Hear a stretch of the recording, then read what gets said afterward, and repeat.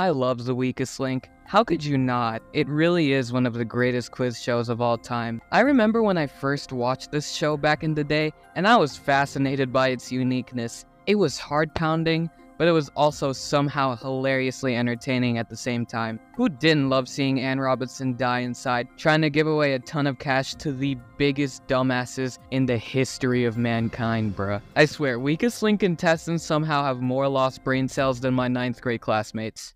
Mo.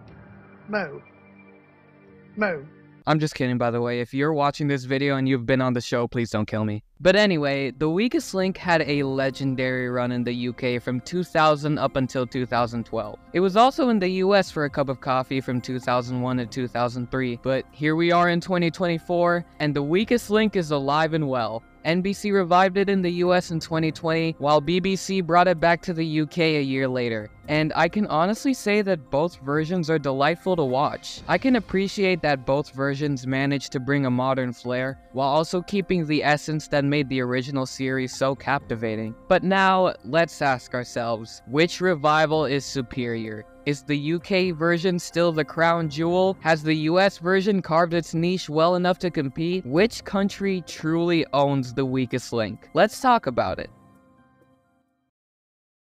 Just in case you've somehow been living under a rock and you click on this video without even knowing how Weakest Link works, it's very simple. 8 contestants work as a team answering trivia questions to try and win up to $1 million in the US and up to £50,000 in the UK.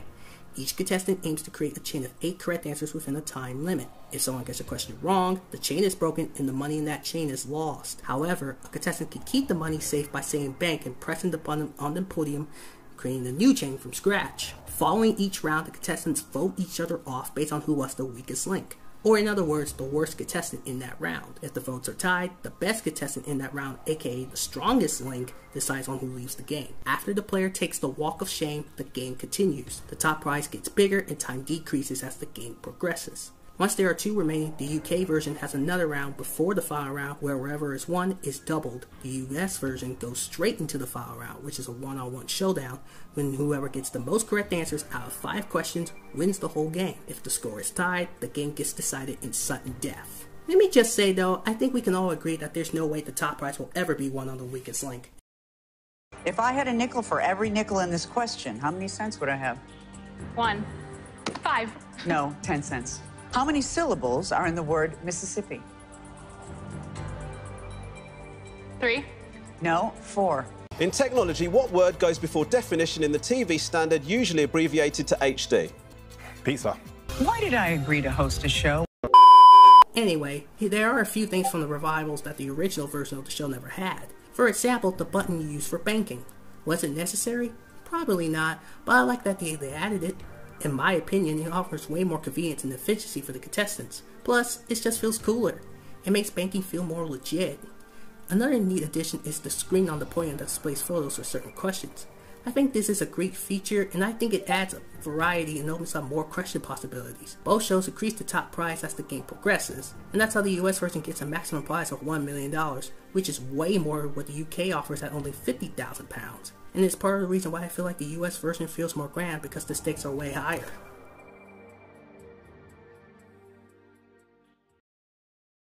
Now let's get into each show's presentation. I must say, both shows did a good job, and they feel different from each other. Regarding the visuals, the US version does an amazing job.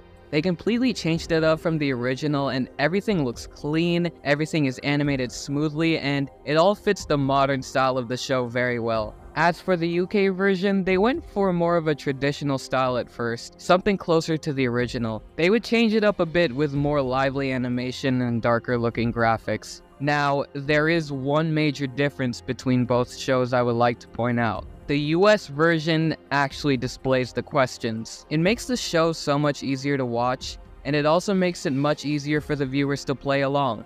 I have nothing wrong with the idea of questions not being displayed. I can deal with it and still have a good viewing experience of a Weakest Link episode, but having the questions displayed is a really neat feature. It makes watching the show feel much more pleasing. Now let's talk about the sets. The original version set was iconic. It almost reminds me of the Greed setup, but without the chairs in the qualifying question. The US and UK revival sets look cool as well, and honestly, you can make an argument for both being better than the original. I love the large, dark atmosphere of the US set. It looks like the game is being played in space, and it is super well made. Everything from the tunnel to the lights to the podiums looks amazing, and it is a great set for a modern revival. The UK version set looks wonderful as well. It looks more like an actual game show, I must say. Everything from the stage and the podiums looks cleaner and brighter, and it's more colorful and more dynamic with the way they use the LEDs and the lights. This kind of set is honestly a better fit for a quiz show in my opinion. So when it comes to the revival sets, they're both great, but give me the UK over the US.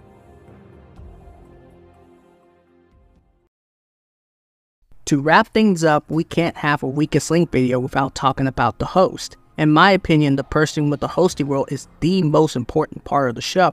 It's what makes the weakest link so iconic. And who do we have to thank for all that? Anne Robinson.